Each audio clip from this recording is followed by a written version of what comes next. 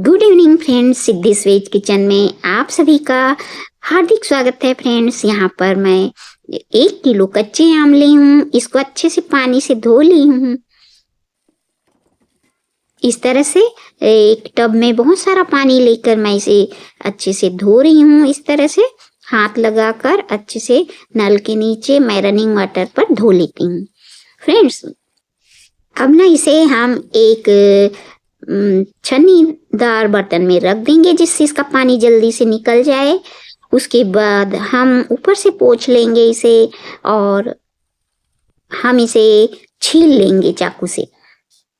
चाकू से इसकी छील के हमें मोटे मोटे निकालने हैं, क्योंकि हम जब इसकी खट्टी मीठी कैंडी बनाने जा रहे हैं तो हमें इसका हरा पार्ट्स भी निकाल लेना है। तो इस तरह से मोटे मोटे छिलके उतार लीजिए फ्रेंड्स, क्योंकि जब हम इसे पीसेंगे तो ये हरे पार्ट्स थोड़े हार्ड रहते हैं, इसलिए इसे को निकाल देना है। तो इस तरह से मैं लगभग 600 ग्राम आम ले रही हूँ इसमें से, और इसको इस तरह से छीलकर मैं इसके छोटे छोटे टुकड़े काट लूंगी। तो दूसरा आम भी मैं इसी तरह से छील ले रही हूँ, इस तरह से।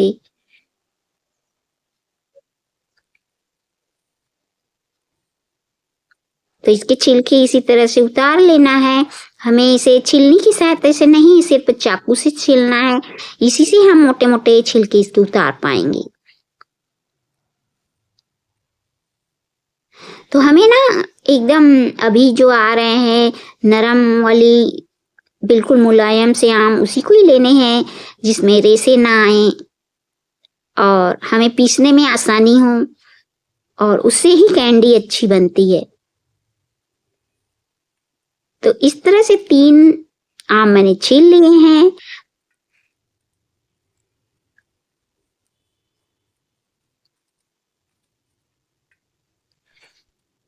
तो एक छोटा सा आम और ले रही हूं मैं इसमें, इसे भी छील लेती हूँ। तो लगभग 600 ग्राम के करीब आम मैं ले ली हूँ यहाँ पे।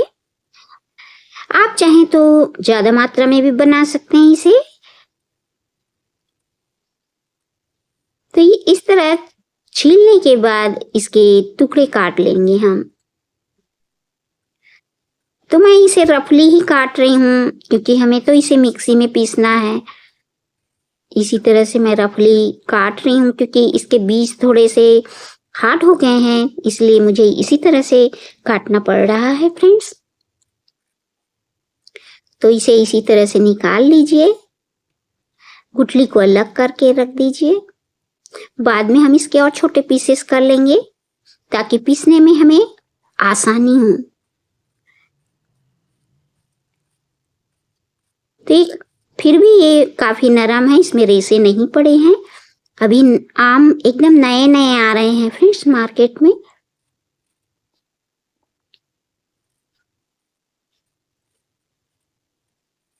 तो इस तरह से चारों आम के मैंने टुकड़े इस तरह से कर लिए हैं फ्रेंड्स। हम इसे इस तरह से बनाएंगे कि ये बहुत ही अच्छे से सेट हो जाए। तो इसके लिए हम पहले इस आम के इन टुकड़ों को हल्का सा पानी डालकर मिक्सी में बिल्कुल चिकना पीस लेंगे। तो हम कितना भी इसको मिक्सी में चला लें, लेकिन कुछ ना कुछ पार्ट्स तो रह ही जाते हैं मोटे, तो उसके लिए हमें इसे छान लेना है। तो एक आम इस तरह से काफी नरम निकला, इसकी गुठली नहीं बनी थी। तो इसे इसी तरह का ही लेना है आपको आम कैंडी के लिए। ये ऐसे ही नरम आम से कैंडी अच्छी बनती है।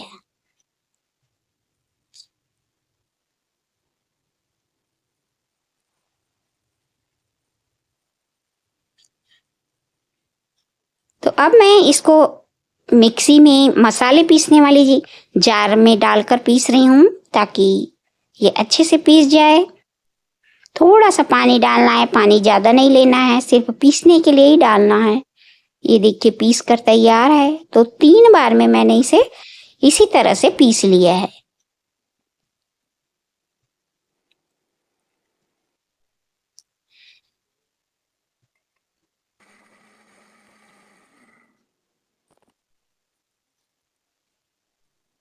तो ये मैं लास्ट वाला पीस रही हूँ। तो अभी क्या करूँगी कि मैं इसमें कुछ पुदीना के पत्ते भी डाल दूंगी। पुदीना के पत्ते को मैंने पानी में डुबा रखा है। इस तरह से इसके पत्ते पत्ते निकाल लूंगी। इसे डालने से इसमें स्वाद अच्छा आ जाता है, इसका फ्लेवर आता है। नहीं डालें तो भी कोई बात नहीं है, पर अगर है तो आप डाल सकते हैं। तो इस तरह से कुछ पत्ते मैं अच्छे से धोकर इसमें मिला दी हूँ और साथ में पीस ली हूँ। तो यहाँ पर ये हो चुका है पीसने का काम। तो मैं क्या करूँगी कि इसे ना एक बार छान लेती हूँ इस तरह से छन्नी में। इसे आप अगर आपको लगता है कि छानने लायक नहीं है तो ना छाने, लेकिन मुझे लग रहा था कि इसे एक बार छान लेना चाहिए, तो मैं इसे छान रही हूँ ताकि इसके मोटे जो कुछ पार्ट्स होंगे तो वो निकल जाएंगे। तो इस तरह से कुछ भाग इसके निकले हैं मोटे मोटे वाले।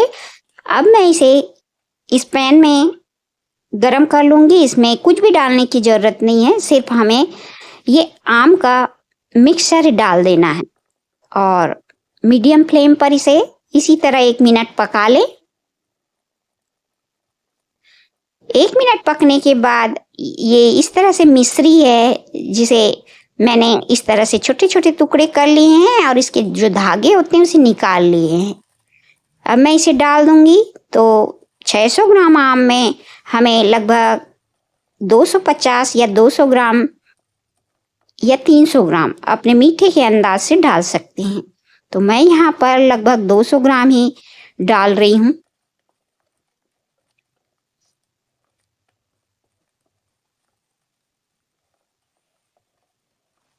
तो इसे अच्छे से चला लें जिससे कि मिश्री अच्छे से घुल जाए इसमें।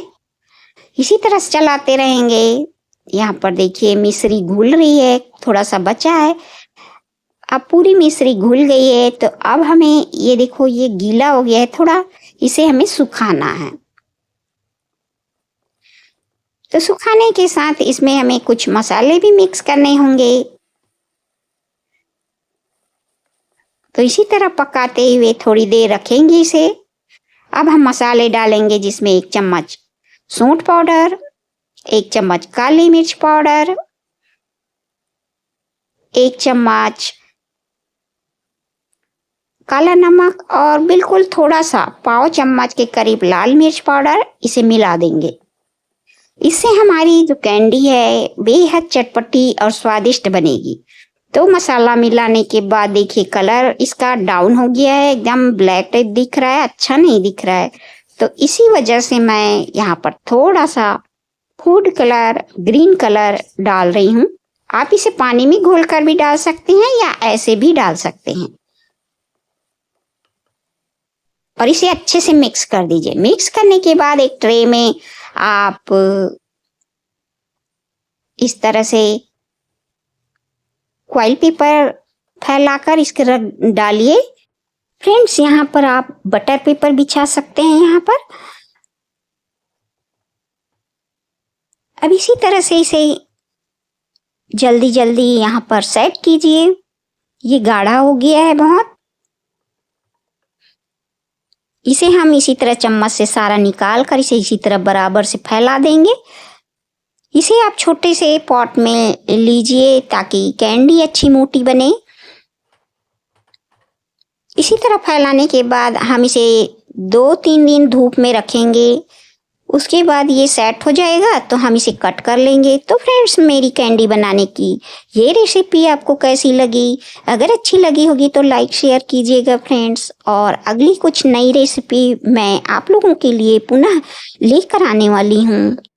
तब तक आप इस तरह की कैंडी बनाकर एंजॉय कीजिए, अपनी फैमिली को खिलाइए। ये बहुत ही टेस्टी, चटपटा और मज़ेदार, बच्चों को पसंद आने वाली ये रेसिपी है। उनको अभी कच्चे आम आ रहे हैं तो इस तरह कैंडी बनाकर खिलाइए। तो फ्रेंड्स, मेरी यह रेसिपी और लोगों तक शेयर कीजिए और मैं अगली नई कुछ रेसिपी लेकर आने वाली हूँ। तब तक के लिए गुड बाय फ्रेंड्स।